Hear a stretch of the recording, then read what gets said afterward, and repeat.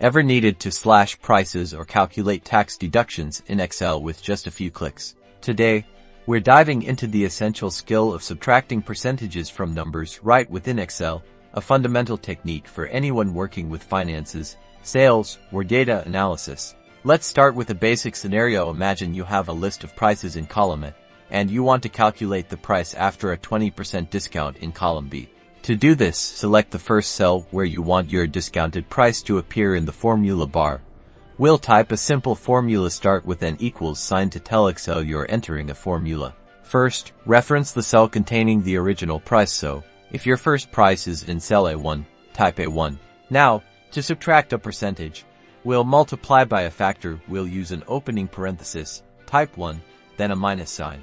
Next, enter the percentage you want to subtract as a decimal. For 20%, that's O2O. Close the parenthesis. Finally, press enter. Instantly, you'll see the original price minus 20%. To apply this to all your prices, simply click on the cell with the calculated discounted price. You'll see a small square at the bottom right corner. That's the fill handle. Click and drag this down to apply the formula to the entire column. And just like that, all your prices are updated with the discount applied.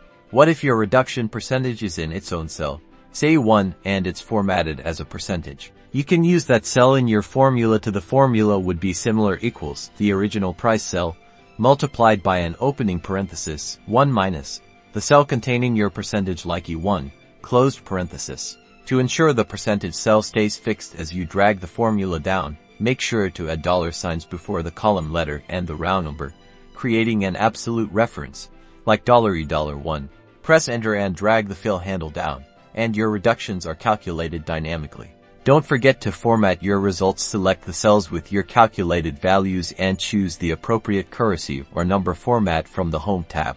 Or, if you're working with a percentage change, you might want to format the adjustment itself as a percentage. Mastering subtraction of percentages in Excel is a powerful way to build accurate financial models and streamline your data analysis. Try it out with your own data.